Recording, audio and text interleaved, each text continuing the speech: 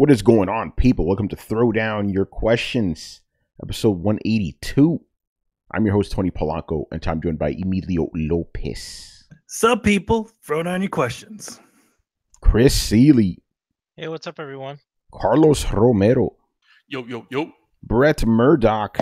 Shut up, head. And Adam Vale. Goddamn Valkyries and God of War. Shit. Fucking shit suck. What's going on? What do you mean, where are the questions this week? We got them, man. You're not part of the show. I don't need to give you the questions, bruh. That's an interesting question, man.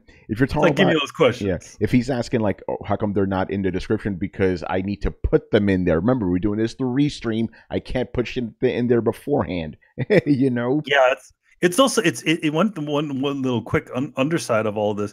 It's actually very difficult to put information into the edit information inside of a live stream while the live stream is happening.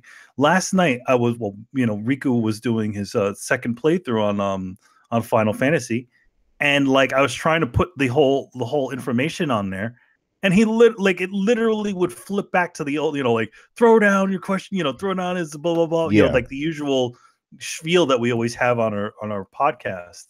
Yeah, so, very, very hard to edit. I've done it, but it is sometimes it'll just switch it back on you. So yeah. So Dip Dop, I don't know if this is the first time you're noticing that, because it's been like that for like 50 episodes, maybe. However long we've been on Restream, it's been like that this entire time. It's definitely been over a year, I'm not sure how long you've been watching Dip Dop, but like when we used to do questions, we did used to be able to show them on the screen, but exactly. But we kind of like ditched that idea because he's not asking about that. That's some insider stuff. Like the first 20 episodes, so we actually did have the actual questions on the screen, but we haven't done that since like episode 20. I think he's probably just going from catching us after the show to catching us live. So man, he's watching. Hey, throw no shade, man. If you're just moving to catch us live, welcome. It's a much better experience when you catch us live. But he's been watching us live for a bunch of times. Then I don't know. That's what I'm saying, man. Yo, Tony, put them questions in the descriptions now. Yeah, it's always interesting. Maybe he's just saying maybe he's ready for questions. Let's get on with this shit. Yeah. Okay. Yeah, dude. I can't put the. I mean,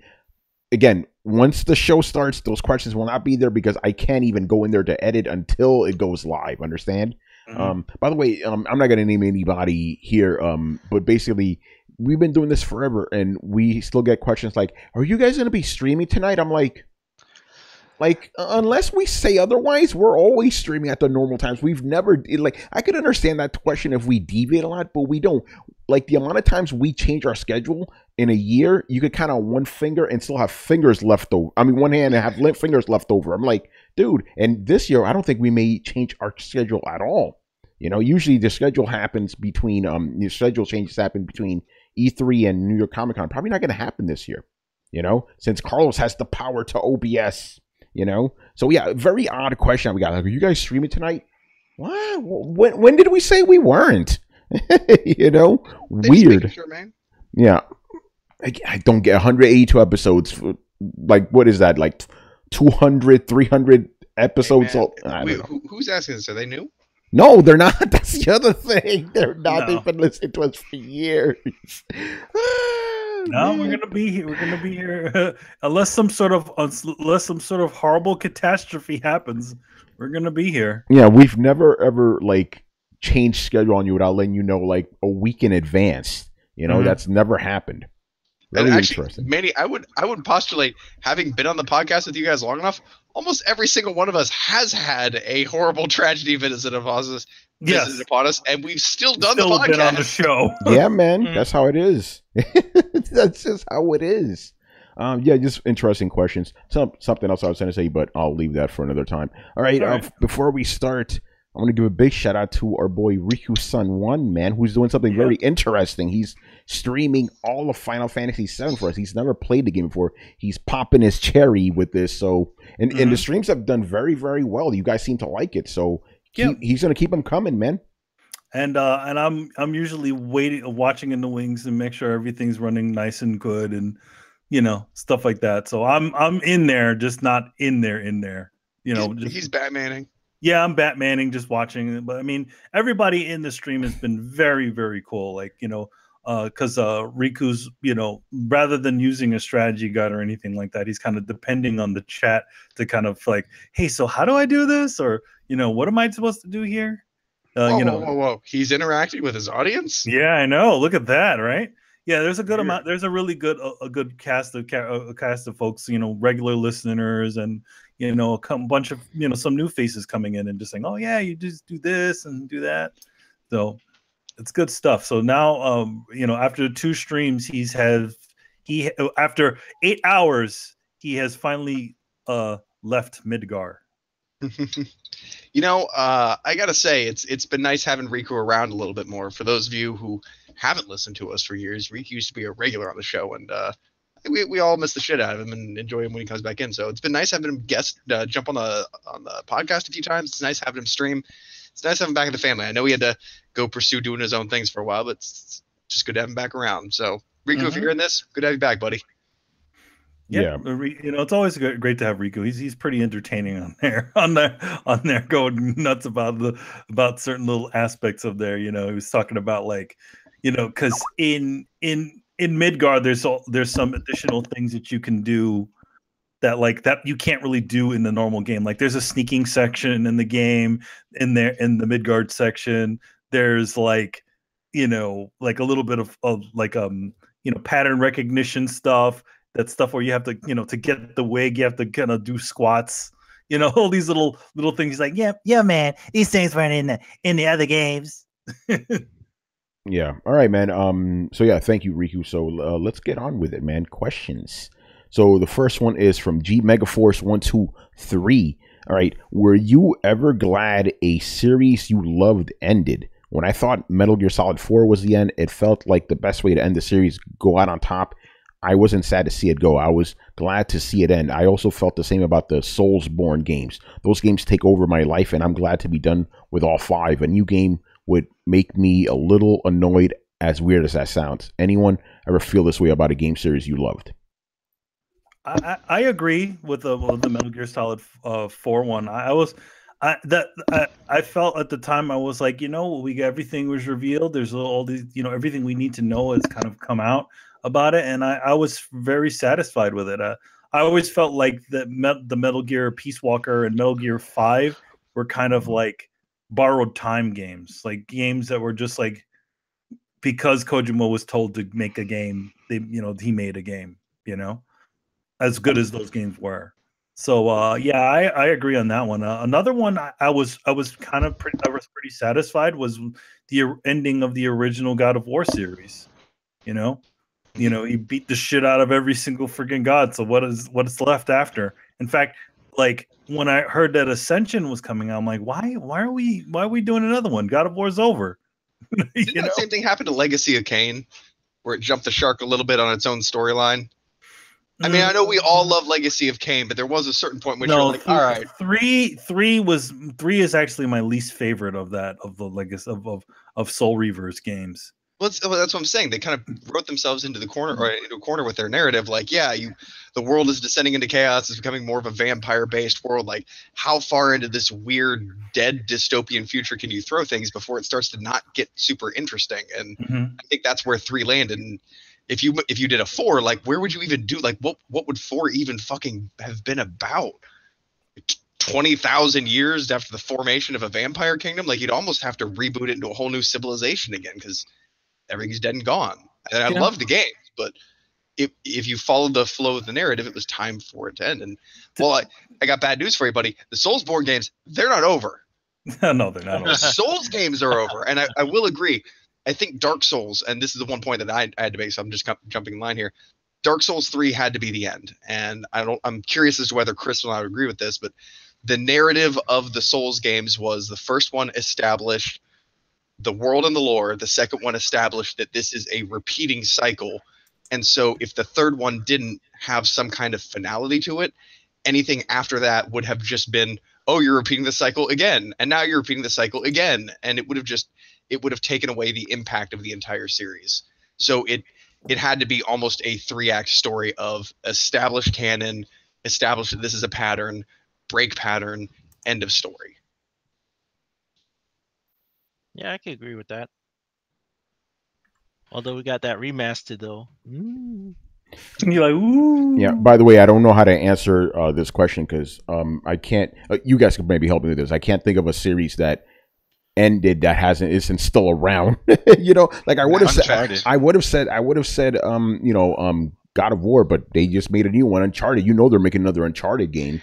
How about But that one, I was happy with that. Mass Effect. They brought Mass Effect back. They brought Mass Effect back. Andromeda's probably the last one. Yeah, it is, but that wasn't a satisfying ending. No, but are you glad they're probably not going to make another one? Because that's kind of where I'm at. Like, I'm kind of glad they're probably not going to make another Mass Effect based on Andromeda. Okay, am I overthinking the question? Because my understanding of it is like a game that ended on such a satisfying note that you're like, okay, no, I'm you're good. You're overthinking it. It's a franchise that you loved that you're glad they're not making anymore. And it can never say that. That's what I'm saying. Yeah, they'll always make another one. Absolutely can. You absolutely can. Like, you can say like, I loved the franchise, but the story, it was time for the story to stop, or I loved the franchise, but it took a bad turn. But the question says it was sad. You're not sad to see it go. Yeah, I think I actually am reading this question correctly. It's like the game that it had a satisfying ending, and you're okay if they never bring another one. The way I saw it, just like the last Uncharted, that was great ending. If they ever come back later, it's not a continuation. They didn't leave it at a cliffhanger. They left it as like, this is it. He's retired. His wife, his kids. He's got a boat. Yeah. That's it. Adam, okay, thank you. You know what? Okay, I'm very happy with the way Uncharted 4 ended Nathan Drake's story. Okay, so okay, there you go. There's my answer. Then the question is more ambiguous. He just gave us an example of a way to attack the question. So I think both are kind of right. Yeah, that is also true. You can't leave it out because he says he's glad the Soulsborne games are over because they ate his life. So that means he's not glad that he's done with it because they came to such a satisfying conclusion. He's glad that they're done because they ate too much of his time, and he can call them finished now. So I think both answers are legitimate. I think it's just I agree. What franchise has finished that you're glad is over for whatever reason or another. But I'm not glad Mass Effect is over. I don't like the way it went out. Well, you don't need to mention Mass Effect. I mean, I do. What was like? You have to base it on whatever the last game was, and the last game was Andromeda, and I wasn't happy with that. Well, kind of like you, Tony. I mean, I kind of like everyone hated the Mass Effect Andromeda, but I don't want this franchise to get even more sort of screwed over in the future. So if they announce a sequel to Mass Effect Andromeda, I don't think anybody's going to be happy. What if they make it good though? You think they will though? It's already tainted, man. They can't use Mass Effect Andromeda in anything. They can't fix that. No, they can't fix that. But even though Andromeda's concept was actually really cool, I still think they could salvage it if they wanted to.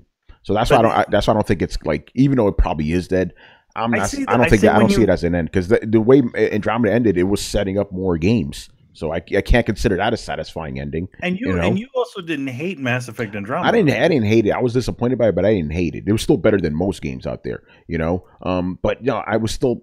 It's set up. It wasn't an ending. It was more of a beginning chapter. So I can't consider that an ending. Okay, let me ask you this, just because I'm curious, Tony. Yeah. Are there any games series that you loved, but you're glad that they're not making anymore because they would just butcher it if they did? No, because I would have said Metal Gear, but they already made a new Metal Gear last year, and it's fucking horrible. So no, they keep. If it was up to me, I would have ended Metal Gear, but they keep making them. I don't have control over this stuff, But there's none that actually ended, like, because there are several. There are lots of franchises that were great, and then they came out with a game that you're like, oh my god, is this what it's going to be from here on out? Like, oh no, like I'm glad Fable's over because I knew what the next Fable was going to be. Was going to be a 3-versus-1 weird mini game thing that had nothing to do with the Fable universe. And I know that if they continued to make more Fable games, that they would just be abominations, because I saw the horrible abomination of a homunculi coming down the tubes that they slapped the name Fable on. Would I love them to go back and make a new Fable in the spirit of like 2 and 1 and 3? Like, yeah, absolutely. Do I think if they brought Fable back that would actually happen? No, no way in hell. Not right now, at least. So for now, at least, I'm pretty glad that they put Fable to bed, because they were just getting ready to abuse the fuck out of it. Yeah, I see what you're saying. I don't know. I'm just having a hard time coming. I'm pretty sure there are examples. They're not coming to my mind right now. Anyway, anybody else want to jump in on this? I'd say the Arkham series. I'd say that was a good way to end it. I don't see where you go from there unless you make Arkham Planet. Yeah, you know what? I'm jumping in on Chris one. Yeah, that one had a pretty sad. I was very happy with the end. And if I don't get another Arkham game, I'll be fine with that. Okay, perfect example. There you go. Yeah. Okay. It's really hard to like think of series that just don't keep getting sequels. Yeah, that's what I'm saying. That's what makes this difficult because they keep getting sequels. Arkham is probably not going to get a sequel, so I think we're Infamous safe. Doesn't feel like it's going to get another one. Which one? Infamous. Infamous is going to get another one. I guarantee you that. I guarantee you they're going to bring another one. PS5 launch game, man. You know, it's you heard it here first. Yeah, they're coming back, especially since the last. It's interesting because the last one actually did very, very well, but they didn't make a sequel for it. But yeah, Infamous it's coming back. Watch. But that's what I'm saying. That's what's tricky about this question because most game series, at least the ones I play, they keep coming back. They're not dead. You know. Well, there are developers who have originally come out with games, and that studio has disbanded. So you could say if they ever came back, it wouldn't be the same people. Yeah, like every time we talk about Sega and stuff, it's like, yeah, they can bring that back, but it's not the same guys. So yeah, I would have said that about Sonic a year and a half ago. Yeah, well, they did before Sonic Mania. Yeah, but that's the thing. Like I was like, the people who make Sonic Mania are not going to be people who made the original Sonic, and it's probably going to be trashed. Instead, they brought me Sonic Mania, which is a fucking love letter to my childhood. So. Yes. But they also brought you Sonic Forces, which is not a love. No, God. That's not the same. Those weren't the same guys. Those weren't the same guys. That's the original guys that made your beloved Sonic. Oh fuck! By the way, damn son, of them are. Some bullshit. Yeah. All right, Chris man. is like, I refuse to believe this. Yeah. All right, man. Unless we have anybody else, we shall move on here to the next question. Okay. This is one we've talked about many, many times. So let's try not to go down the rabbit hole, please. All right. Okay. Do you value playtime / engagement or quality more?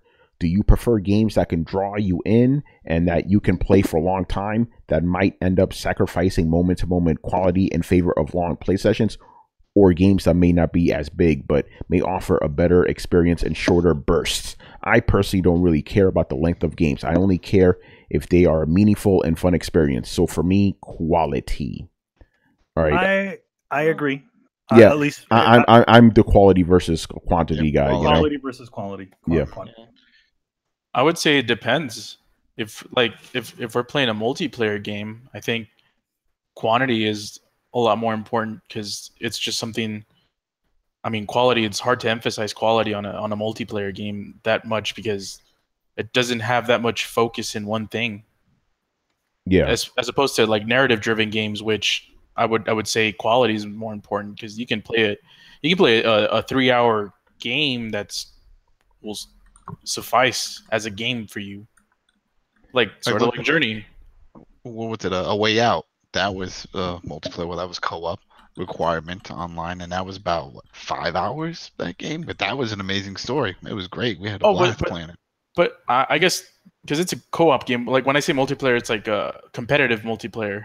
Yeah. Well, this is required. I can't play alone if I even wanted to. Yeah. No. I just added the caveat: competitive multiplayer. No, I'm glad you did add the caveat because this kind of shows, and I've always said when I think about games, multiplayer doesn't even register into my head. You're actually 100% right. If it's a multiplayer game, quantity is more important than quality because you want to keep playing that shit over and over and over again. You don't want to just do the same like 3 missions or something. So you have something there. It's like with a single player game, you don't want like 100-hour story because you know that shit's gonna be dragging out forever. You want something like nice and tight. But with a multiplayer game, you want as much shit as possible. You want that quantity in there. Very good caveat. I don't really consider multiplayer, but that is a good point. Yeah, not even just competitive multiplayer, but MMOs, right? That's why they're constantly adding shit to do. Yeah, I mean, like Star Trek Online is the only one I ever played. They're up to like season 10 of stuff. They're just constantly throwing shit in that game. World of Warcraft, how long has it been going? 12 years? Yeah, hold on. Carlos just fucked me up right now. I need to change my answer. Okay, I need to change my answer. Okay, 14 years by the way. Yeah, right. Quality when it comes to single player games. Quantity when it comes to multiplayer games. There you go. That's my new answer. Sort of. Brett asked these interesting questions. Brett, you know damn well what I mean by quality, bro. It was quality to you. Quality varies depending on. Yeah, it does. Definitely are we talking varies. about the value of the assets or the experience that you take away? And the reason I bring this up is experience you take away. Okay, then there's this weird middle ground, and maybe this is just for the weird people like me who like survival games and whatnot, but there are games that balance their timing very well, where you deal with small minutia. Like it's kind of like in Fallout when you're building your settlement, you're setting lights, and you're doing all these small things. What some people call walking simulators, but those tend to, like in DayZ, mean, let me put it this way, the games where I've had the most intense experiences, the ones that actually make my palms sweat and my heart beat in my throat, the ones that legitimately put me on the edge of my seat to where I can hear my pulse and I'm freaking the fuck out, like those moments have all come in games that also have long stretches of things that most people, especially Tony, would consider boring. It's really only terrifying when a zombie horde comes crashing at your gates if you've been sitting watching, hoping that zombie horde isn't going to come, if it's kind of a non-scripted event, in my opinion. So the games that to me have been most impactful are also the ones that you have to put some time into, because you don't immediately know that, okay, now this thing is going to happen, that this thing is going to happen, that this thing is going to happen. Not having that solidity of pacing creates a more immersive experience and a more intense experience. So I have a really hard time answering this question, because a lot of times the games that provide the best experience are also the ones that I tend to play more, because I like that experience and want to keep going back for it. Even things like Dark Souls, where I have a chance to lose my stuff. Like, oh my god, that's what makes it fucking freak me out. Like, I may be just grinding the same thing for the 30th time, and then suddenly an invader hits me. So I've gone from boring to freaking the fuck out in the drop of a hat. So here's how. By the way, can I answer for old Brett? Yes. I got to throw you in here. You always said that you need 1 hour per dollar you spent, right? I generally consider that to be a mark for value, correct. Now, there are times, like 1 hour of enjoyment, that doesn't necessarily mean just playing it. Like, yeah. I have talked about BioShock and renumerated on BioShock and replayed BioShock so many times that I've justified buying it 3 times over, which I've done. So, even down to just having like cool discussions about how much it's affected me and how much I've thought about it, like even presence of mind, like, so there are really good story games and everything like that I would say, are quality, but if they're that good, I kind of want to replay them, and then I account that into the amount of time I've spent playing it. So, sure, I beat BioShock in 12 hours, but I've played it 4 times. So, and I don't think that applies to everyone, Brett, because, like, for example, for me, I beat BioShock Infinite in 10 hours, and I paid the full $60 of it, but I would still say it was a justifiable purchase, because to me, the quality of those 10 hours were superb, Kind of similar thing with The Order. For a lot of people, The Order is a really short game, and it gets criticized for it, but a lot of people that like the game say that the quality of the game is what justifies the length of time. I wouldn't actually argue with that. Interestingly enough, and this is probably something I should have pointed out a very long time ago, just because I believe $1 for per hour of enjoyment justifies a purchase, that doesn't work the other way around. It doesn't mean that if I get less than 60 hours for $60 that it is automatically an unjustified purchase, because there are many games that I have played for less than $1 an hour, which I've thoroughly enjoyed and considered them paid for over and over again. But I will say that if I play a game for 100 hours after spending $30 on it, I may walk away being like, it's not bad. I had some good moments. I had some bad moments, but I have to at least say that I think that I got my money's worth. Right. So that's where that comes from. But in terms of the actual question, like the most intense moments I've had tend to be games that burn you, you put a lot of hours into. Like, I imagine I'm probably going to like State of Decay 2 after, really looking into it, because it's about base building, it is about fighting off zombies, it is about strategy, it is about consequence and gambling. Do you go out and possibly have these 4 guys permadeath? Oh yeah, it's kind of a roguelike. Have these 4 main characters possibly permadeath to get some supplies. Like that game seems very much up my alley. It's a game I'll probably play over and over and over and over again. So, but it also is going to involve a lot of like tending to my garden and making sure the survivors have enough food and water. But I also don't, and I might be the only one here. I don't like big moment after big moment after big moment after big moment after big moment. It doesn't feel like it has the correct pacing. I feel like you kind of need to build up to a big moment and then drop back down, then build up to a big moment, then drop back down. And then towards the finale, yeah, sure, you can do big moment, big moment, big moment. But you can't just have this entire game. Like that's one of the reasons what I have played of the Order, it just felt like leading you from one action sequence into another. And I kind of found that boring after a while because I didn't like the pacing.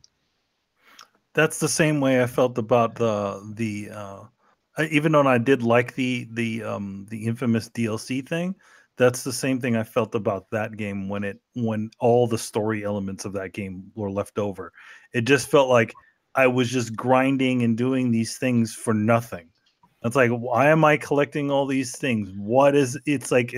I'm fighting these same enemies over and over and over again for what? So then that's a point I just stopped playing it. And I don't like repetitive actions when there is no goal. Yeah. All right. Who else has an answer? Jump in. Did everybody? I don't think everybody answered. I think we did. Yeah. Okay. Cool. Great. Okay. Where the fuck are we right now? Okay. Black Metal Gamer. All right. So his first question is: do you think God of War's high review scores and sales will set higher standards for other companies to step up their games? Yeah, I think so. I think so for sure. For sure. I don't think so. Even Phil Spencer already said, "Yeah, we're gonna start trying to make more games." We've already seen flip-flop. Doesn't matter. All I think it'll do is they'll course correct and go, "Oh man, people want single-player narratives," and then we'll see a glut of half-assed, half-baked single-player games turned up. That's what I think. These guys like Bobby Kotick and all these asshole suits that run these don't understand what makes a good product. They only see that something sells and it gets high review scores and high sales, and they're like, shit, we need to do that. Where can we get a mythological hero that fights monsters?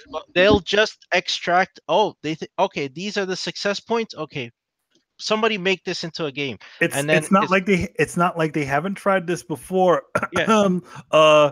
Dante's Inferno. So basically, you think we are going to get more single player games? They're just going to be of shit quality. Yeah, they're going to be mediocre. You might get one company that gets it, but it's not going to be on God of War. So it's just like people have the other companies have copied Zelda, and they're just like, oh, if you take a hero and put him in a fantasy setting and put this magic shit in it and give him elf ears or what, they just take elements of these things and throw it into a game, and it's just mediocre because this has no soul. It has no heart. It just comes from, let's copy that guy. So they're going to look at Kratos and it's like, we got to copy that. People like medieval settings or fantasy, throw gods in there and magic and all this shit, and that's all they see. They only see the surface, right? Yeah, they're going to miss the point. From that, yeah, you get crap. So it's not going to set us higher standard. All you're going to see is clones of God of War, and they're going to be crap.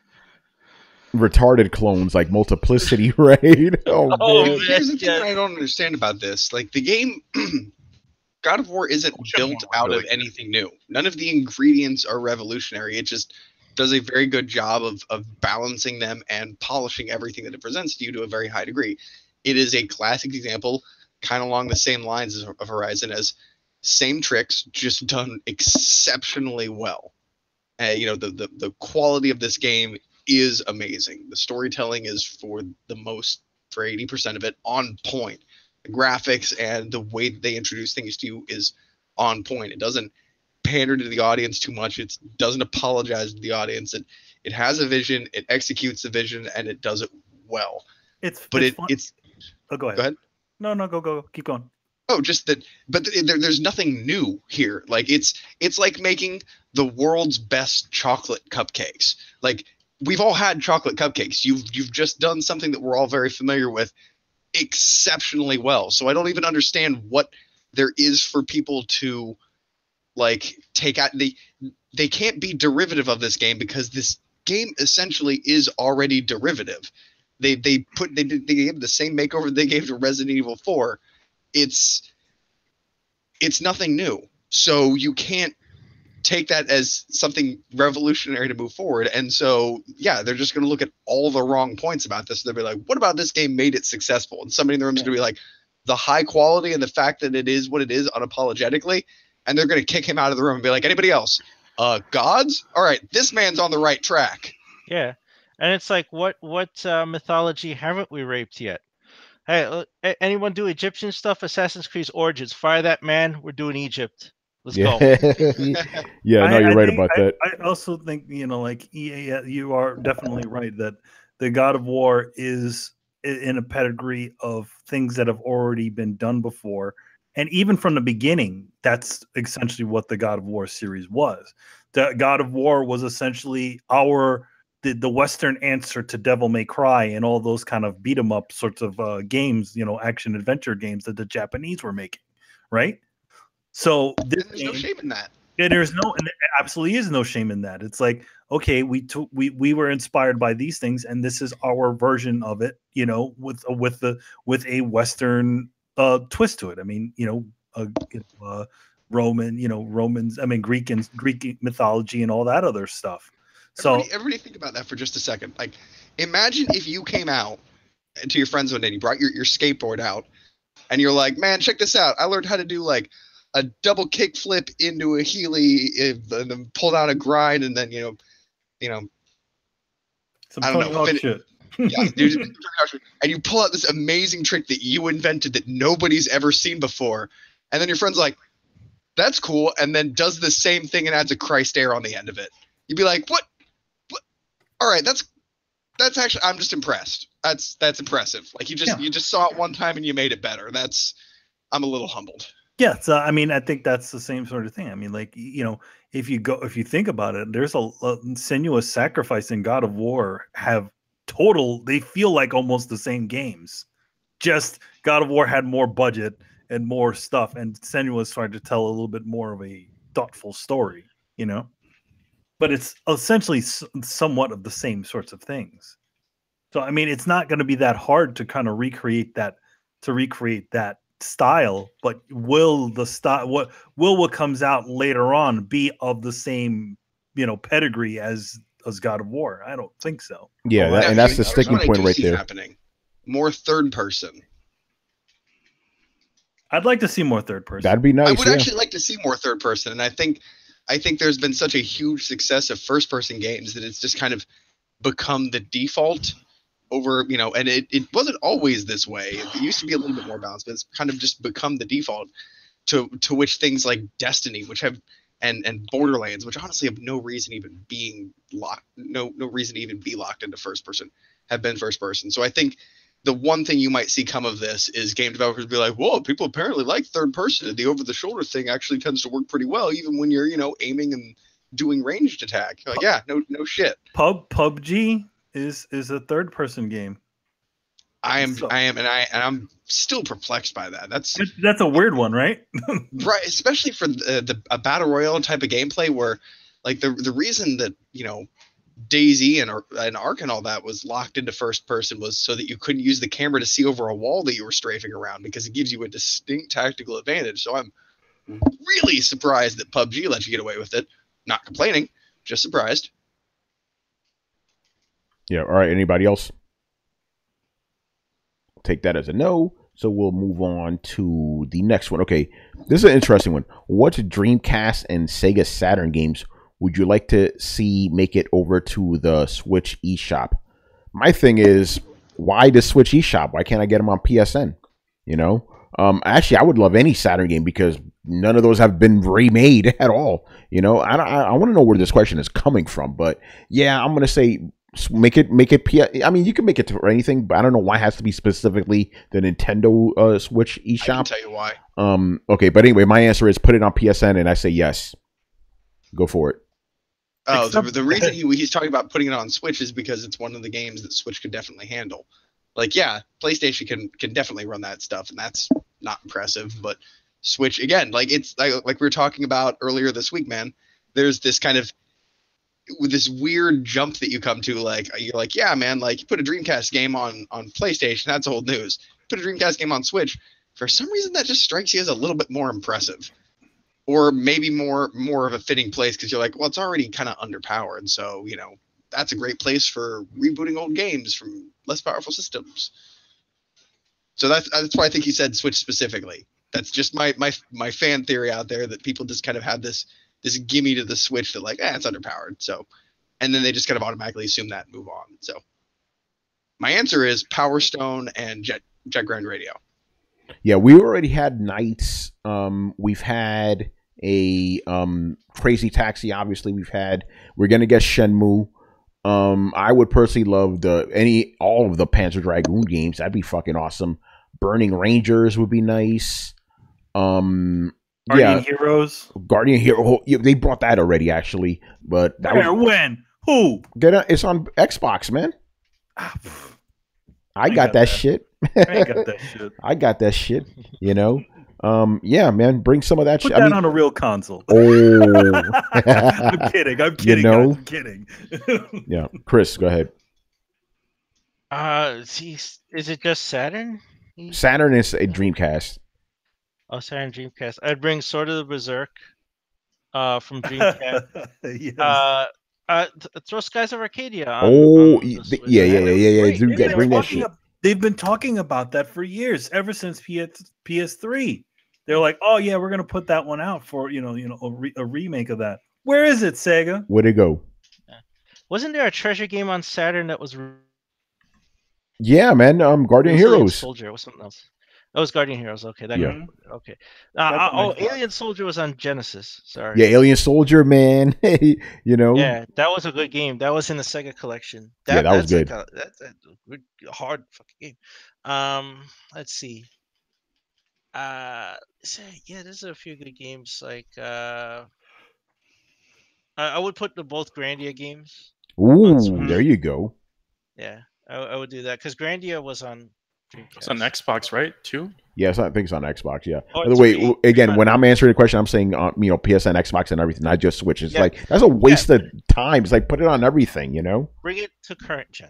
Yes. Yeah, current gen. Yes. And that's what I would do. Those three, because RPGs would do well. I think Grandia's kind of lost to time. Yeah, Grandia was fucking amazing too, man. Yeah. People don't know. That's my list. All right, Carlos. Nobody's gonna say Seaman. Yeah, sure. No. Why not?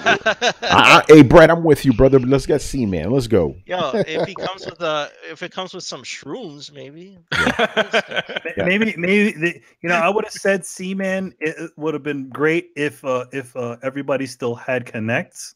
You could definitely demonstrate. Oh shit! Yeah, that's right. Yeah, the tech of that thing, but nobody thought of that stuff. So, well. Also, let's be honest, in today's political environment, an AI that insults you would just be too triggering. Man, that's a fact. Yeah. All right. Anybody else? Adam. Shit. Maybe. Well, it's not gonna happen. But the one game that I enjoyed playing on it was the football games. Oh, NFL 2K. Yeah. That would have been awesome. Man. That's true, because that's when they went that's right when they brought us what we wanted from, and that's when EA jumped in with Madden, was like, yeah, we need to start doing it like that. That's what, and then I remember they used to charge less, because they were saying, no, it's just like a roster update, so we're not going to charge a full price for these games. So yeah, for me that would be awesome. Yeah, I agree with that. Yeah, Cat Law says Fantasy Star. I'm guessing Fantasy Star Online. Not the real Fantasy Star. Yeah, not the real Fantasy Star, that bullshit online one, Yeah, but again, not on Switch, put it on the real consoles. Oh, I said it. I mean, you guys said everything. It's I think we pretty much got it covered. The big ones. You know what? I'll just say this for the hell of it. I'd love to see Ready to Rumble come back. I love that game. Ready to Rumble boxing? Yeah. Yeah, I like that. Yeah, bring that one. Hey, man, I got one for you, man. Not the band. The game, Dragon Force. Motherfuckers don't remember that shit, Oh yeah, Dragon Force. Bring that back. All right, let's move on here. Warlock 9. Now, he asked us a very long question, but he permitted me to condense it, so I did, because I'm not trying to read all that. Remember, guys, keep it to one paragraph, not 5. Even though I appreciate that, but too fucking long, So anyway, he goes, do you think the way Xbox backward compatible games scale up in fidelity similarly to a PC game puts pressure on Sony to adopt a similar model? If not, does this automated scalability of older games give Xbox a leg up, assuming both new next-gen systems launch at about the same time, even if PlayStation 5 launches with even if PS5 launches with backwards compatibility out of the box? If the new Xbox scales up resolution and frames previous gen games to the power of the new system, would that be important to you guys? It's a good point that a lot of people aren't talking about. Like, you know how like when you play an older game on PC, it'll kind of scale it up a little bit, make it look nicer and stuff. Xbox does that. PlayStation doesn't do that. So he's wondering, would that give Xbox a edge over PlayStation 5 next gen? Yes. Sorry, Manny, go ahead. Well, I mean, here's the thing. Actually, those games are not automatically scaled up. There is still a fair amount of development that needs to happen to get those games to do those sorts of things. They have to check them. That's why they haven't just released. They do. Every single every single game that came from the original Xbox and the Xbox 360. There's a fair amount of development that still needs to happen between them to check to see if everything runs properly. And then the publisher on the other end has to approve it. Yeah, and the publisher on the other end has to approve it. So it's not totally automatic. And not to mention on the PlayStation 2 games on the PlayStation 4 actually do upscale. Facts. As well as doing texture filtering on top of it too. So it does happen. It's just it's not to the point where you just stick a PlayStation 2 game inside of your console and it automatically downloads the game from the store. You kind of still have to buy it again, which is kind of sucky. Yeah. So Manny, would that be important to you? If they upscaled the games, yeah, it's definitely important. Like, would it make you choose an Xbox over a PlayStation? Would it make me like basically like if the Xbox had that that feature and the PlayStation 5 didn't? Would that be important to you in purchasing a system? For backwards compatible Xbox games? Yes. The other thing is that I can't say that I'm very married to a lot of Xbox titles. If I was a big Halo fan and that happened, I would probably be, off the walls. But it's not something that actually sells me on there. And not to mention, here's the thing, like it is amazing to have Red Dead Redemption working on a modern console with a significant running in 4K on the Xbox One X, as well as just the fidelity switch that went onto those games. So I think those are awesome, but it's not something that would sell me on a console specifically. Yeah, I'm gonna just jump in and pretty much agree with you. Yeah, that wouldn't. Here's the thing. Yeah, backwards compatible games, playing old games is cool, but you buy a new system for new games. And I'm not really an Xbox guy like that, so I definitely wouldn't go jumping over on Xbox just because they have like better looking games. Even and remember when we're talking backwards compatibility for next system, we're also talking about current games that are out now. They would be backwards compatible, but it wouldn't really maybe go, oh shit, I'm not buying a PlayStation, I'm buying an Xbox. That's not a big selling point for me. Backwards compatibility. It's a nice point, but it's not a big selling point. Go ahead, Carlos. I don't think this is something that's going to move the needle, but it does have the potential for PlayStation fans to pressure Sony to do. Yeah, it's like because when a company sets a new standard, the other one usually adopts because it gets pressured by their fan base. For example, Sony Online, they were pressured for a long ass time to get their shit together to get PSN in check, and eventually they did. But they wouldn't have done it if Xbox didn't pressure them to do it. So I think eventually Sony would adopt sort of Xbox standards for backwards compatibility. So yeah, but I don't think it's something that's gonna move the needle or get like PlayStation guys to buy an Xbox instead of a PlayStation. I just that seems really. I agree. I would say the possibility of a PlayStation fan buying a Xbox in addition to the next PlayStation would be more of a possibility than them just totally switching over. And I think the same thing vice versa. I think a dead-on Xbox fan wouldn't just because the PlayStation has backward compatibility on a specific types of games, it wouldn't get them to get it, but it may interest them enough to also pick up another console in addition to their main one. Yeah. By the way, you guys are looking at it the wrong way. Hold on, before you give your answer, Joey and Mighty Nerd are both saying that backwards compatibility is not important. Anyway, go ahead, Brett. I think you need to think of it more of establishing their ecosystem. So if Microsoft makes it a firm blanket rule that not only because they're doing iterative generations to make you feel comfortable with that, not only are all of your online Microsoft purchases going to be accessible through all of your consoles, but they'll be patched in with the higher resolution, because these are all made on PC architecture now. So pretty much it's not that hard to up the resolution, basically turn it from preset medium to preset high graphics. And so you just put that out in a patch. So that, if you buy a new Xbox, not only do all of your games come with you, but they all increase in fidelity so that your games not only travel with you, but they age with you, which sets up more of an ecosystem like Steam has, where games don't tend to age out and leave the sphere of play as quickly. That could change the way that their platform is seen. And I think that could move the needle, especially if Sony failed to respond in kind. So if Microsoft said, we're doing iterative generations, we have the most powerful console out,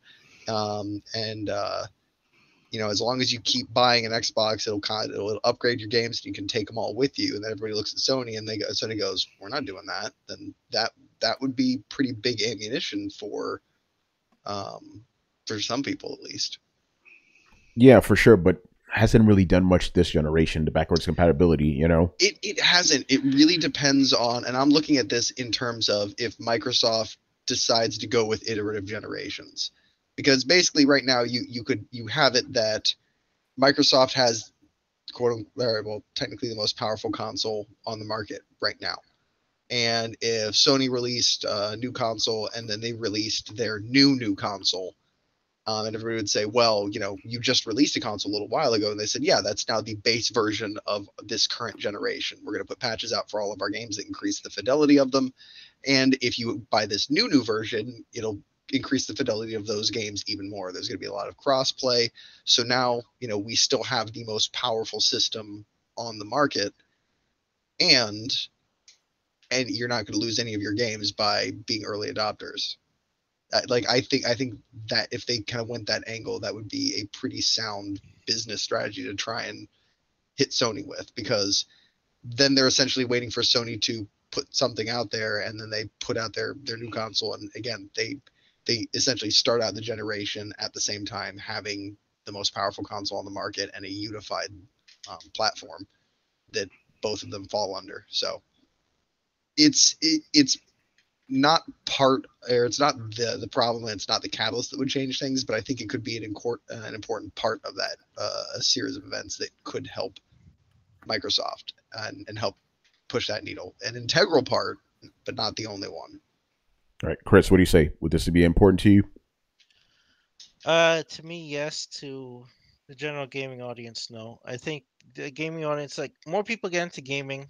Younger people don't care about backwards compatibility. And we're being pushed out. Like, there's more and more younger gamers, and I think they're gonna care about the latest and greatest stuff.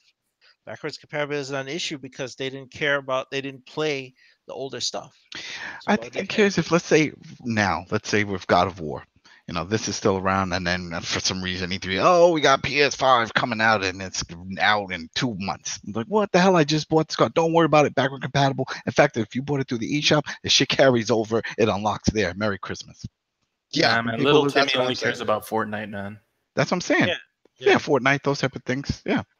But I'm talking about older backwards. I'm talking about Timmy doesn't care about PS2 or PS1 or go back.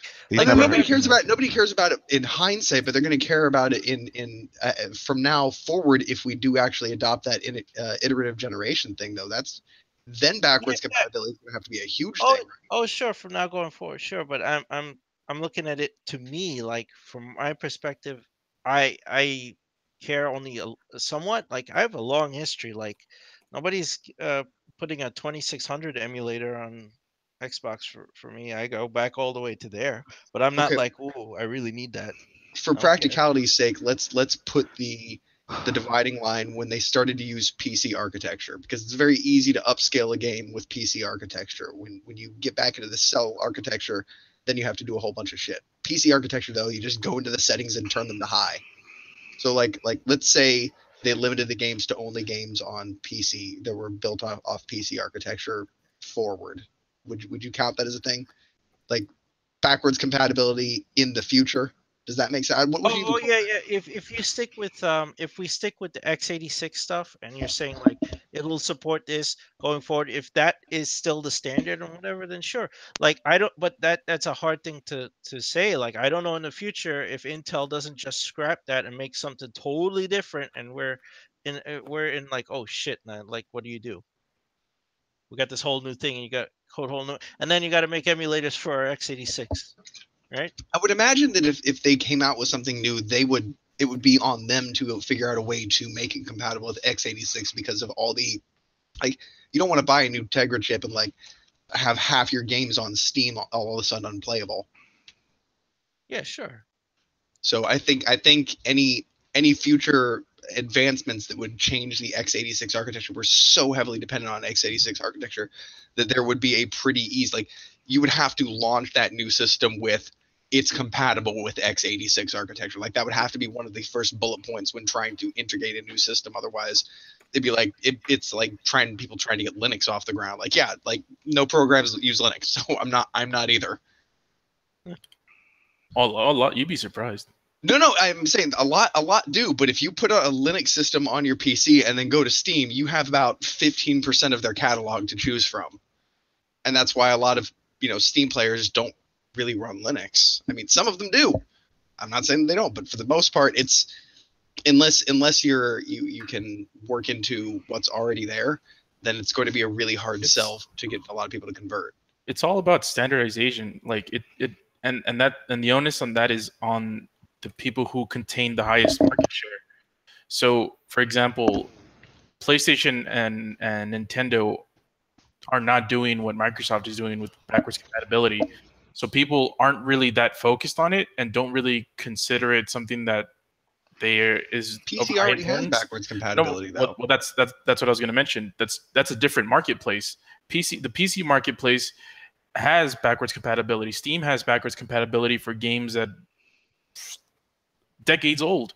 So on the PC community, if you remove backwards compatibility for games that are, let's say, older than 10 years old, then you'll have people with pitchforks and what's the other? I mean, you already do have that. If you have games like really old games, they'll even say in the description like it may not run on systems, or like it doesn't run as well on current systems. Like you already have some of that where when games get super old, then they don't look right on current monitors, and they're difficult to play, and you get all these weird bugs that pop up. Like that's kind of already a thing. But that's few and far between.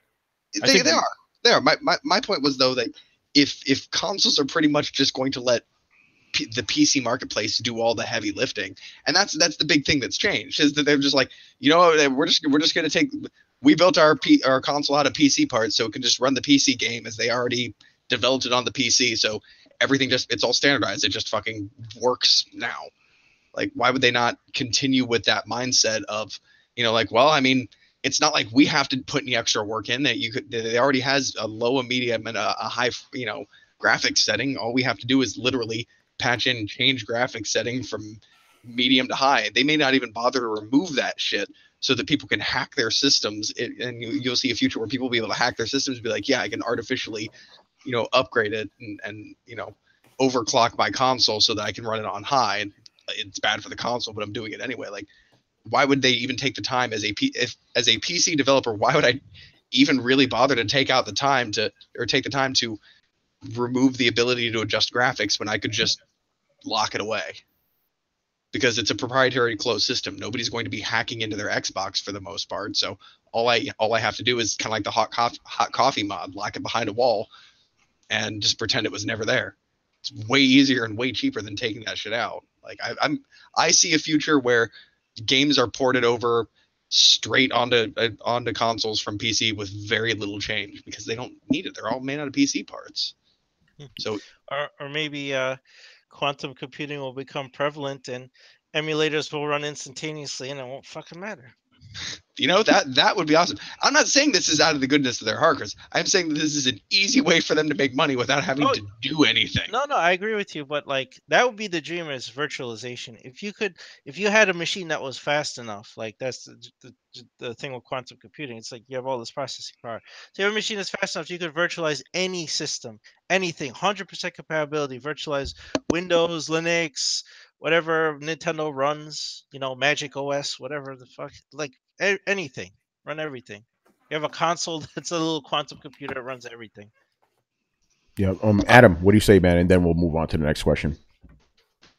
About what? Because you guys jumped all. Yeah, no, yeah, we kind of went all over the place. Backwards compatibility. Okay, I don't want to repeat the fucking question. Okay, good. Let's move on. Talking about the backward compatibility. Okay, yeah, we're the whole thing about the God of War. If they announce a PS5 and they said, "Hey, these new hot titles, you know, not maybe all of them, but all the hot titles that are out now, Fortnite and whatnot, those are carryover. And if you bought them digital, then you just like, yo, they'll look better on Xbox. Like, would that really matter to people? You know what I'm saying? It won't really matter because you know it depends. It depends on what you want. It'll matter to the people who just bought the Xbox One. Sorry, but it'll matter to whatever you're looking for. Did it matter to me when I decided to get a PS4 after all those years and Chivos and stuff? Not so much because I saw it as a fresh start and I just like the interface. So for me, that was a big point. You know, and I know a lot of other people that would love to jump, but they just can't see leaving the Chivo list behind. They're like, yo, my gaming score is ridiculous. I can't start over. You know, so for some people, that's a big point. You know, it doesn't matter. Some of them want to play God of War, and they're like, shit, I just can't do it, though. I can't. So, yeah, the achievements. Yeah. In trophies, whatever, you know. Yeah, trophies, same thing. So for some people, those tie them up. So then it does matter on that level. But for backward compatibility, for me, I think it depends on how far they go. I mean, we already talked about this. There's no way with it, you know, going back to PS2 and all that shit, PS1 games. They do a little here and there, and they still charge you for it. But I don't know if many people give a shit.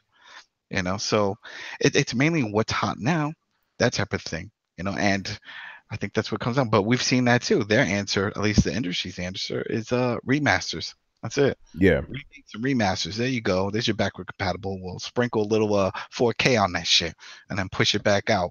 Like, eat it up. Like sazon, you know. Yeah, like sazon. See, it's a whole new meal. It could be just rice and beans, but if you put this shit on it, sometimes they don't even do that. I'm looking at you, Burnout. Oh, all right, man. Let's move on here. Life and Times podcast with two interesting questions. All right, for the first one, guys, let me finish the question, and then we'll go. And I'm also talking about myself because even I want to stop the question halfway through. I'm like, wait, what? Hold up. So now I just want to interrupt you. All right. What would you want from this rumored Nintendo Xbox team up? I'm hoping Nintendo makes the console and Xbox backs it with online features, money, the cloud, etc. My man, where the fuck did you hear this from? Like, what weird Reddit subform are you reading this shit from? Nintendo and Xbox Don't team this up? Shit on Reddit. I will blame it on. Okay, then 4chan, whatever. Pick your poison. What internet gutter hole are you going to get this bullshit from, man? Probably Twitter. Jesus. You want to hear something? What's up? Xbox is working with Microsoft is working with every company. Yeah, it's like Minecraft. Yeah, that's what I'm saying. Is this based off of what's going on with Minecraft?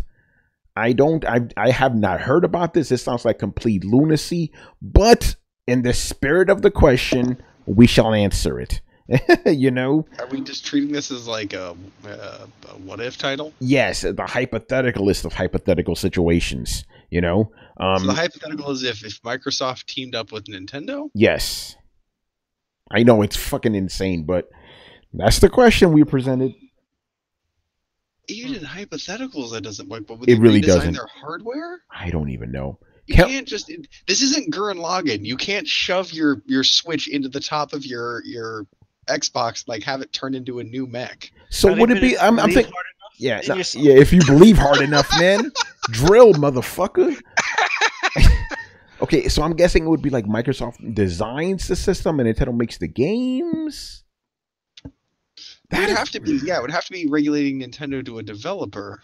Okay, by the way, Brett, I have to stop. I have to stop you because Dip Top is saying that people are saying this because you can log into Xbox Live from a Nintendo console, so that automatically means they're teaming up for a system. That's that. Whoa, you guys jump. Wait. I mean, you can do that with any. You can log on. You can log into so anything using the web browser in the friggin' on the PlayStation. I can log into Xbox Live right now on my PlayStation. But I think they're saying is that with the whole Chivo system and how that carries over. That is some evil Knievel jumping right there. You guys are doing, man. I don't think you know what I think. Think about it. I mean, the only thing is that would be awesome because Microsoft already has the Surface. All they need is the damn controls on the side, and there you go. You got Super Switch. So we'll see.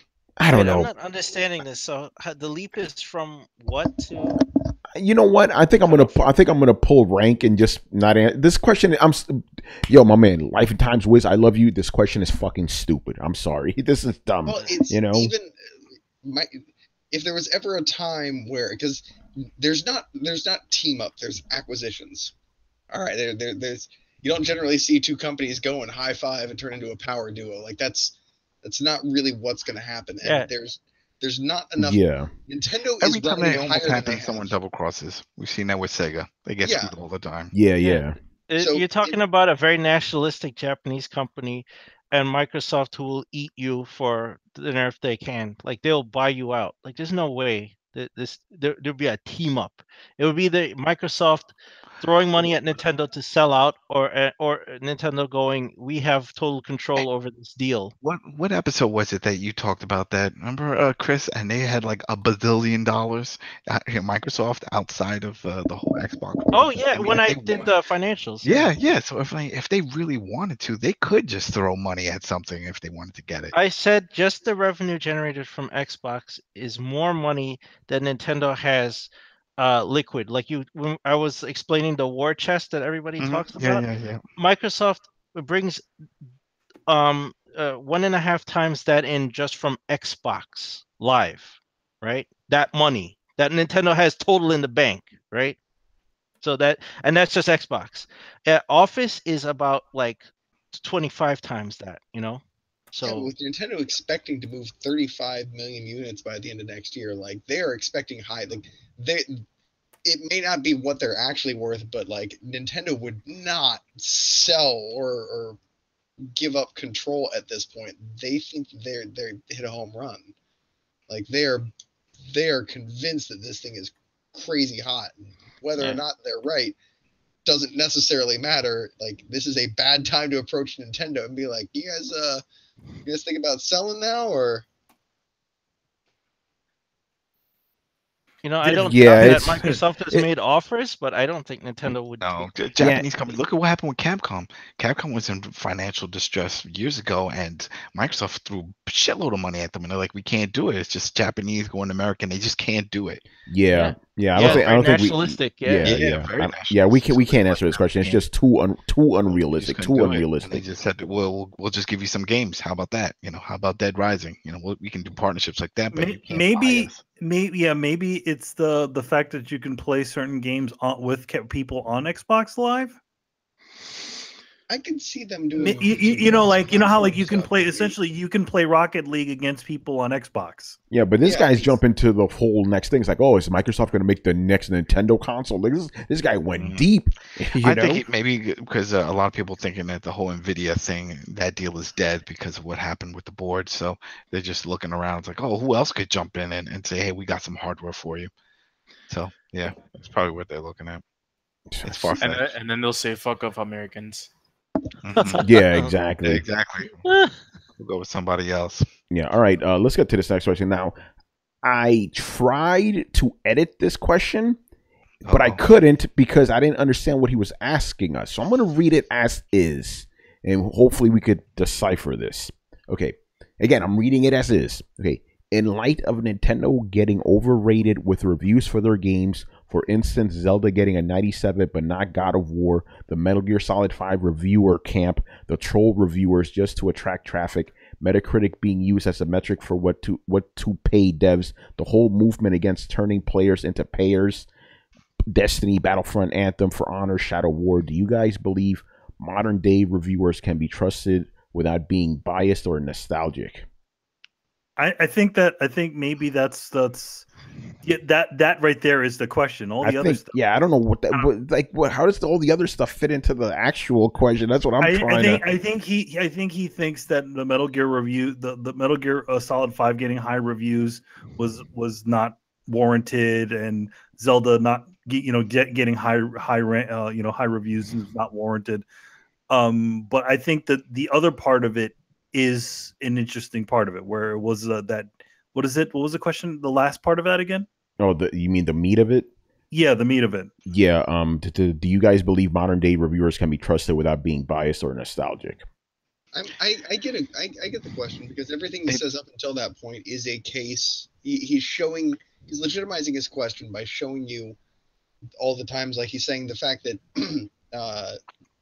Zelda got a higher review score than God of War shows a bias in favor of nostalgia.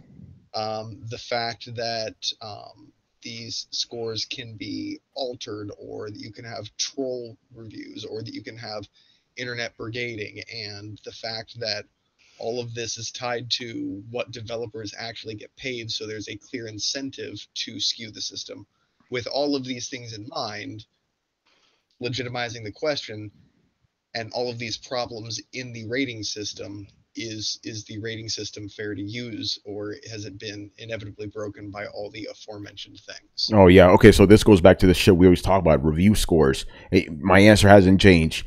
Don't trust reviewers or review scores. I'm even talking about myself here. Trust yourself. Trust people that you actually trust. You know what I'm saying? Don't rely on review scores. Don't just be like, oh, that game has a 9. It must be good. I'm gonna buy it. Oh, that game's a 4. It's shit. I'm not gonna buy it. Don't trust that stuff. I think what most people do is they find a certain reviewer that they sort of agree with when it comes to their views on gaming in whole. So they're like, oh, well, this guy usually is on point with the way I see things.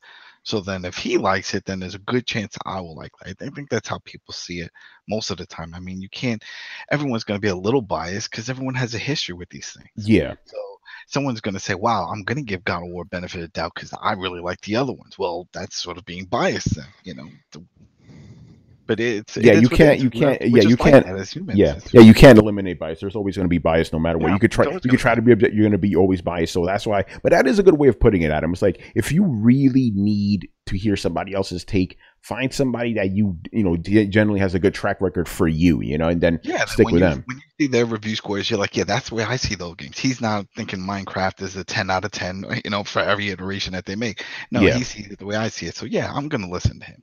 But see, you guys, you can't. That's the thing, is you can get around being biased. That's one of those weird things where how you are the fact that you've already played any sort of other video game makes you already biased. Yeah. Right. Well, the way you're already biased in some sort of way, what you've ever played in the past. The fact that you grew up differently than somebody else already makes you biased to certain things. Everybody's biased, man. Can't change that. Really far down that rabbit hole. Yeah, we're not going to go down that rabbit hole, though. We've done that before. We do not need to do that. But my point was that, like, okay, so like, let's say somebody says something and you get angry, and your natural instinct as your 2-year-old brain is to reach out and smack them, but you don't do that because you recognize that you want to smack them. You recognize that that's probably coming out of your own head, and that's not really a fair thing to do, and you don't do it. Recognizing your bias goes a long way to diffusing that bias, and that's pretty important. I think the problem actually comes in when you're looking at motives and motivations. I've talked about Freakonomics before, and I'll talk about it again. Apparently, you have to look at the driving force of what is making this person do this thing, and who they're in bed with, and all these other things. So if you're looking at big companies that, like IGN, which heavily influence Metacritic and things like that, they have a clear motivation to maintain a good relationship with these developers, even much more so than small places like us do. Their goal is to keep getting access to news so that they can feed it to you, because that's their product, and they're going to do so by first and foremost maintaining a good relationship with a lot of the developers. So their interests and your interests aren't necessarily aligned. Whereas if you go to a small podcaster or a YouTuber or something like that, their interests are in getting you to watch their videos so that they can sell ad revenue. Whether or not this has to do with, sucking the developer's dick or providing entertainment, engaging content is something you have to sniff out for yourself. But there are people like, I'll take this opportunity to blow our horn. I have no fucking reason to be here. That's why I can get away with saying outrageous and stupid shit, because I don't have to fucking answer to anybody. I'm not getting review copies of anything. I'm not getting paid to be here. No, I don't have to keep good graces with anybody. I don't have anybody in the game industry that I have to play nice with, which is the reason that I can probably be the most loose-lipped of just about anybody here. I can say shit that Tony and Manny can't, because I won't have to pay the consequences for it. And I'm not being paid to say this shit or to not say this shit. So you can tell that whether or not I'm speaking out of my ass at the time, I genuinely believe it, because that's where my motivation lies. So I think you really have to look at what's driving the people. And if what's driving the people is selling products or confusing you or misleading you, then that's bad. But there are legitimate people out there who their goal is to inform you and to entertain you and to make you happy with, their product, which is getting you to watch this thing. So those are the people that maybe you do want to keep an eye on. So it's a case-by-case basis, but you definitely want to ask yourself, why do these people want me watching their thing? It's an interesting thing, because nowadays actual game media is not controlled by the actual people that get these things. Like, in other words, back in the day, who really supported a video game magazine? It was the sales of the video game magazine, and in addition to putting buying ad space to help it. But in general, it was the people that made these sorts of things happen. Nowadays, with free media like IGN and a lot of the other sites, where are they mainly getting their stuff from? They're mostly beholden to the developers and not trying to burn any sort of bridges. So if they can give a bad review a lot of times, but it can't give a smolderingly bad review unless it's something that they have no stake in. Like, in other words, there isn't a big flashing ad on the top of their page. You went somewhere differently than I thought you were going to. I thought you were going to say that because you said game magazines back in the day used to get paid by actual magazine sales, right? And I'm just going to throw this in because it's true. Companies like IGN, stuff like that, they get paid through other companies that own them. Bigger media companies that own them. Yeah, bigger media. In other words, they're officially they're mostly getting bigger media companies, or they're getting ad revenue from specific video game companies. Yeah, and the fact that they have because they kind of have to play nice with these guys. Obviously, they can't start breaking rumors and stories that they've heard. Yeah, just to tie it all together, basically, since a lot of these big companies are owned by even bigger companies, they don't want to upset the game developers or publishers, so they'll keep them in line. You don't piss off who's paying you. And back in the day, the people paying these companies were us, the people buying the magazines. So they were at a direct interest to make sure that we were happy and that we were taken care of. Then somewhere along the line, when they switched to free media, they were bought by bigger companies, and now who's paying them? Somebody who has an agenda to push, who wants to sell a game, or wants to make sure that people don't get pissed off, who wants to homogenize a message. So I think that's a great rule of thumb. Why do you think that some of these companies essentially release instant retraction letters after the community starts to come down on them? Because they don't want that running back to everybody else. Yeah, we could give you examples and name names. We're not going to do that here. No, we're not going to do that. I give you a great example of a whole fucking movement that started after an email was found with collusionary headlines. We're not going to go down that rabbit hole, but I'm pretty sure people know exactly what we're talking about. If you don't, refer to Throwdown episode 1, released in September 2014. Yeah, it's a thing. The sad thing is that there is going to be some sort of bias when it comes to when it comes to a lot of these sorts of companies. Especially the first question you have to ask yourself is, where are they getting funded from? Yeah, it's the whole Gawker Media thing too. Like a big problem with this is like there are so many outlets owned by one corporation or one person that portray themselves as being 10, 12, 14, 20 different fucking voices that are all speaking in unison and all saying the same thing. I also say, like, and to be honest, also YouTubers are not infallible either. A lot of the bigger YouTubers, what do they get? They get a free copy of a game so that they can react to. Not to go down a rabbit hole, but I would say YouTubers are actually less credible than actual like traditional game journalists. At least those guys have to adhere to some kind of standard. YouTubers don't give a fuck. Like, you give me money, sure, I'll hawk your fucking game. I'll say it's the greatest thing ever.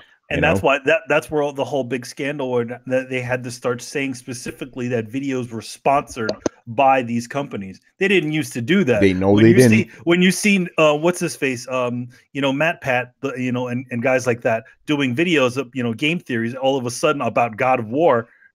Well, they were paid to do that sort of stuff a lot of the time. Yeah, exactly. But he's not reviewing a game, though. Oh no, he's not reviewing. To be fair, he's making up theories and stuff. So if he gets paid for that, everyone consider. Oh no, I know that. There were reviewers though, and I'm not gonna say who it was, but that they get contracts from publishers and give them favorable reviews. It was like some dirty dealings. Yeah, it's like what the music industry was accused of doing with the radio, where they essentially were instead of the music companies were not exactly giving the radio companies money, but they were giving them a bunch of other things so that they would have continuously play their song X amount of times per day. Yeah, that's a good point. All right, man. Let's move on here to the next question. This one's from Straight, aka Young Savage. Okay, this is a very interesting question. How come developers don't release canceled games? I ask this because they usually cancel games about 75% of the way through the development process. Why not just release what you have and let people do what they want with it? Maybe some modder will pick it up and finish it for fun. Let me ask you a question. Why don't they release half-finished movies? How come they don't release half-finished TV shows? How come they don't release half-finished cars? How come they don't release half-cooked food? Well, you see what happens when they release half-finished movies. Yeah, exactly. The thing is, exactly that is exactly the reasons, because people are viewing it. It's not just a simple factor of just releasing the code for everybody to see. It's also, you're releasing a product. You're releasing an unfinished product that you're expecting everybody else to fix. No, that's not the way it works. You just brought up a good point, though. Why not release the code then? Well, they can. I mean, you have Unreal Engine. So what Epic will do is like they'll take the engine out and the assets and then release it like that. That's perfectly fine. But there's a lot of proprietary stuff. Like DICE is not going to give you whatever Frostbite. Frostbite. Yeah. They're not gonna open source Frostbite and stuff. They consider that proprietary. EA just hawking that shit. So if they cancel a game, they're holding on to that shit. They don't want any of that getting out. Like their IP and all this stuff. They're very weird about that. There's some companies Nintendo would never give you an engine or anything like on whatever. They'd rather finish it. I mean they freaking put Star Fox 2 on the SNES Classic to finish that shit or whatever, or just did enough to make it the game was working. That game was done. And they just said, "Oh yeah, we have a Nintendo 64, whatever." But to say like a 75% finished game, like that would reflect badly on the company, because like you're looking at it from a modder's perspective of like, oh, I would do this and take it. If somebody else sees that, they'll be like, "Wow, what garbage is this? Like, who would put this out? This is not finished." That's the impression that would lead people, and they would not trust the company. It reflects badly on them if they do that, right? You can't look at it from I'm sorry, I'm thinking about Sea of Thieves right now. I'm sorry. Go ahead. Yeah. So I mean, there's that kind of integrity and reflection. Like, I mean, they may go back. They may shelve something. Movies get shelved too, and they come back to it and they change it whenever and it gets released finally. So they may have they go, oh, this product has potential, and we'll revisit it, right? So they're not going to give it out to you to try it. They'll shelve it and then come back to it later. And if they don't, they don't, right? But they'll hold on to that IP. So, it's not a good argument to say why don't they do that. There's a multitude of reasons. Yo, Chris, Mighty Nerd says, he goes, hey, Chris, you're wrong. Look at PUBG with a smiley face. Someone say the same thing about No Man's Sky. You know? And look what happens with all those cases. People were pissed off, Yeah, exactly. So yeah, that's why you're not going to get half finished games out there. It would just look bad for everybody, Nobody would benefit from that. I don't think the Joe Blow would be that understanding. It's like, well, this was a game that they were going to release, but they decided not to. But I'm just going to take it as is. No, they're not going to do that. Well, dude, look what happens with betas. People get pissed off. Like, guys, it's a beta. Exactly. Yeah. Why doesn't this shit work? Why isn't there more content? It's like because it's a beta, maybe. Yeah.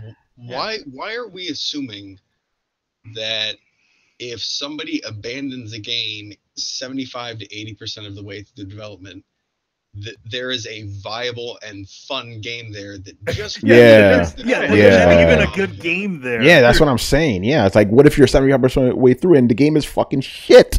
No, Blizzard has been known to do that. They'll be like 3/4 of the way through the game, be like, it's honestly not fun, and they'll pitch it. And I've seen people who have got the code for those later. And you look at them and they're like, oh, yeah, not only do they look rough because they never got polished, but they're also not fun. So they look terrible, and they play terrible, and they're just kind of a fatally flawed idea from the ground up. Oh, that's probably why they ditched it. That's like asking somebody like, oh, you baked a whole batch of cookies and then threw them in the trash. Why didn't you give them to me? And you're like, well, they weren't very good. And you're like, well, I would have put some icing on them. And you're like, no, you don't understand. They were bad enough to throw away. If I could have just put some icing on them, I would have put icing on them. But they were bad enough to go, fuck this, and throw in the trash. Yeah, that's a great point. That's a great point. Oh, man. All right, anybody else want to jump in? Tip Top said scale bound. Oh, man. That was one of the rumors. One of the rumors, like the game was just not good. That's one of the rumors. The rumor was that game was not good at all. Man, you mean like Crackdown 3? That oh shit! That shit right now. Yeah, but that's a good point. It's like, don't assume that just because the game is done 75% of the way means it's good. It may just be shit. Yeah. All right. Could have went that far and then showed it to the actual people paying for them. Like, what the hell is this crap? But I don't know, man. I'm sorry. This is what we came up with, and I'm fine. You want to see our other game we're making called Near Automata? About that? Hey, what do you think about that game? We have this other game that's in development. It's called Near Automata. What do you think of that one? Like. And by the way, this game came out good because we put all the money in that game. Oh, yeah, right. That's my theory. Good thing you guys helped us develop this engine. We wouldn't have made Nier without this one. Yeah. Thanks, guys. So are we getting that one? Oh no! You guys ain't getting this one. No, you're getting this other shit in the corner. Joey, show them that shit. Dip Dop is like, how's Deep Down? Don't be surprised if that shit got canceled, son. Oh yeah, I know what Deep Down is. It's Monster Hunter. It's Monster Hunter. All right, man. Let's move on. Speaking about Mr. Dip Dop Doopity, he has a question for us. Okay, with the fads from last generation ranging from Guitar Hero, Rock Band, Minecraft, and now the Battle Royale genre, can you speculate on what the next fad could be, perhaps in 2020, 2021? What will be the next fad? Character-based battle royale game. So essentially Overwatch and battle royale combined. Push them together. I like that one. Yeah. VR versions. Oh, yeah, just add all that shit. Yep. You're in the freaking PUBG. What? Running around. You get sensors. You stick them up on the walls, and you just jump in there. You even get that German one that they had for the gloves and stuff that actually burn you and pinch you and shit. And you get the chest piece. Pinch you? What the fuck? Yeah. That's not a bad idea. It actually shocks you and shit if you start getting hurt. The pain station? Yeah, the paint station. I like the that. yeah. Oh, there you It's go. not a bad idea. I mean, we know they have a problem porting high fidelity graphic games or high fidelity games into VR. So this thing should just be a perfect fit. Yeah. By the way, Dip Top, you answered your own question. He goes cardboard. That's the future. Cardboard. No, well, no, that's Loot a different box show. royale. You guys are crazy. You make your own fun. You make your own. You make your own fun. Here, Play-Doh. Yeah. What do you think you could do with it? Oh shit. Yeah, what if that was a new thing where it's like the Play-Doh, Play-Doh gets into it, Fisher Price gets into it. It's like, oh, if you scan it in, you can make yourself a video game character. The next fad will be VR porn. Isn't VR porn a thing? It is, but it's gonna blow up. Have you seen the whole contraption that you put over your dick and stuff? It's gonna blow up, man. I'm telling you. Have you guys not seen that shit?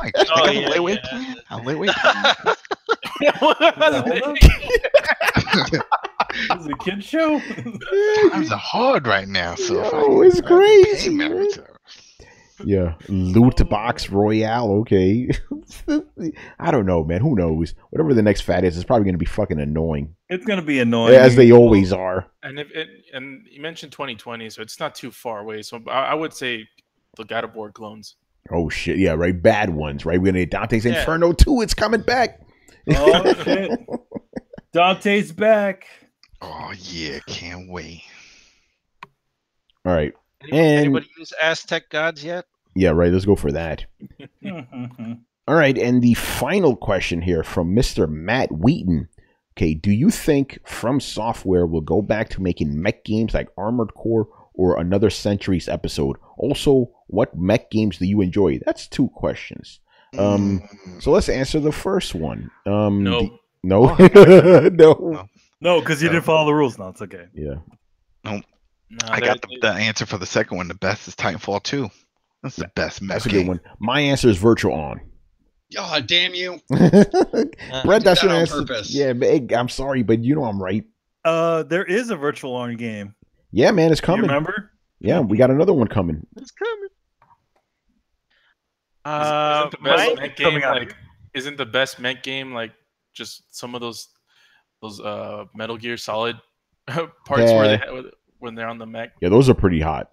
There's only one that you actually fight as a mech. Yeah, there's 4. Yeah, four. The only time you ever if that would be hilarious. It's like Metal Gear's a favorite mech game, and you don't even get in the mech.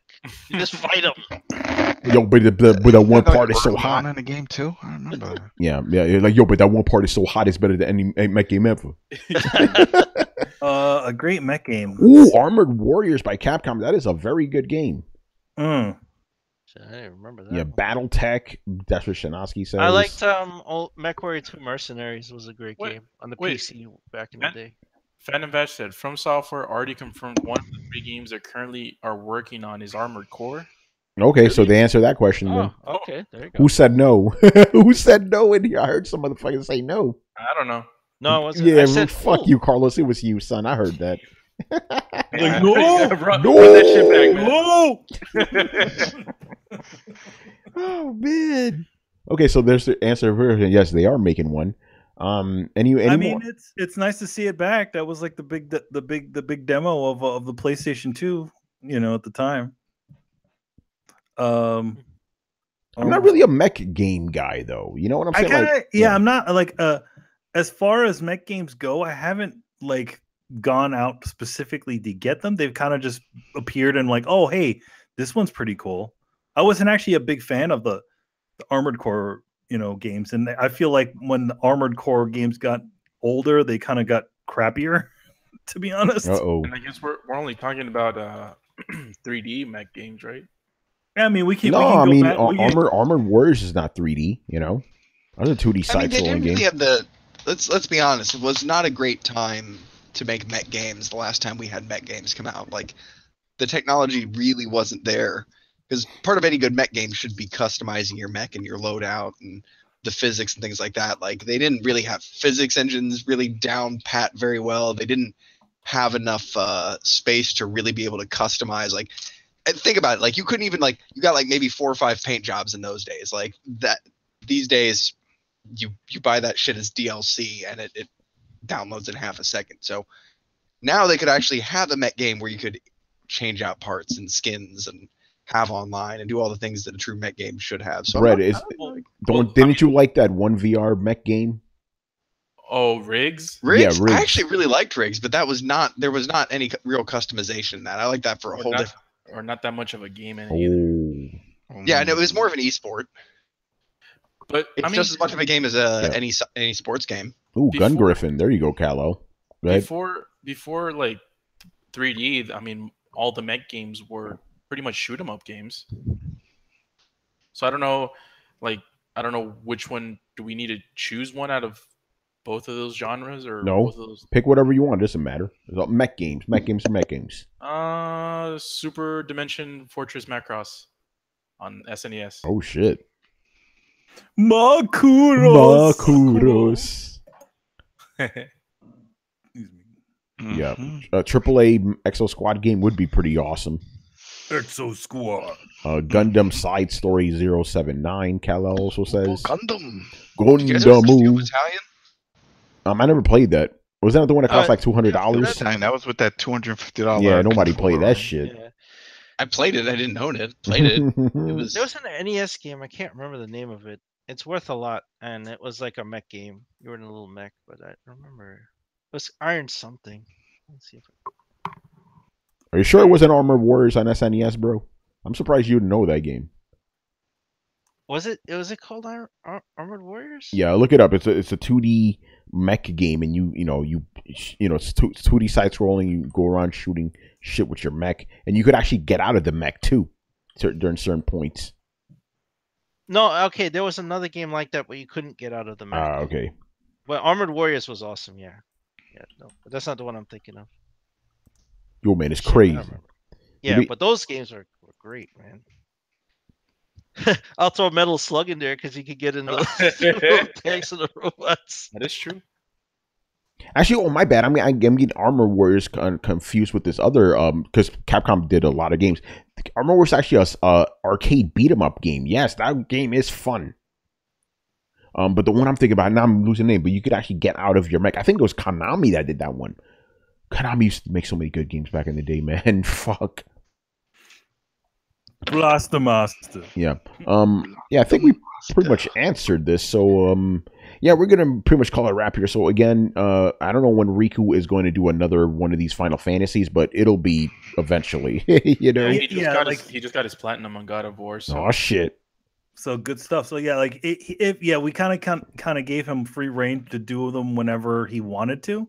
Just the caveat is on Thursdays and Sundays. Yeah. Yeah, we just on Thursdays and Sundays don't stream, but during that at night. But anytime after that, go ahead. As for me, because I'm also going to be doing my own streaming thing, the Tony Tries thing. Originally, I was going to do it on Monday. I'm going to do it Tuesday because I actually have a lot of shit to do on Monday because embargoes lift for specific things on Tuesday. So I got to have that shit ready. So Tuesday night, I'll be playing Fortnite for you guys. So we'll see how that goes, man. I'll be playing 8 p.m. Eastern, so people are awake to see me suffer. We'll see how that goes. Suffer. I just had one more thing. Yeah. Last question. Cybernator on Super Nintendo. Oh, Cybernator. And that was a Konami game, I believe. I wonder if that's the one I was thinking about. Cybernator was, Konami. That may be the one I'm thinking about. Is there a movie called Cybernator? The Cybernator. Cybernator. Right now. And on NES, there was a game called Metal Mech, and you could get out of the mech. Oh, shit. The game I was thinking of was Metal Storm. Ooh, Metal Storm. Yeah, that was a great mech game. Okay, and that was it. Metal band. Welcome. We are Metal Storm. Oh, man. All right, so let's wrap this motherfucker up. So thank you for watching and listening. Leave us your questions in the comment section of this episode here on YouTube or over on the Coalition. We'll answer them on next week's show. Subscribe to Throwdown on SoundCloud, iTunes, and YouTube. Follow us on Twitch, Mixer, Twitter, and Facebook at Throwdown Show. Links are located in the description below. Once again, I was your host, Tony Polanco. Tonight I was joined by Emilio Lopez. See you later, guys. Chris Seeley. Hey, take care, everyone. Carlos Romero. Laters. Brett Murdoch. See everybody. And Adam Vale. Yeah, have a good week, people. All right, man. Sucker free Sunday, right?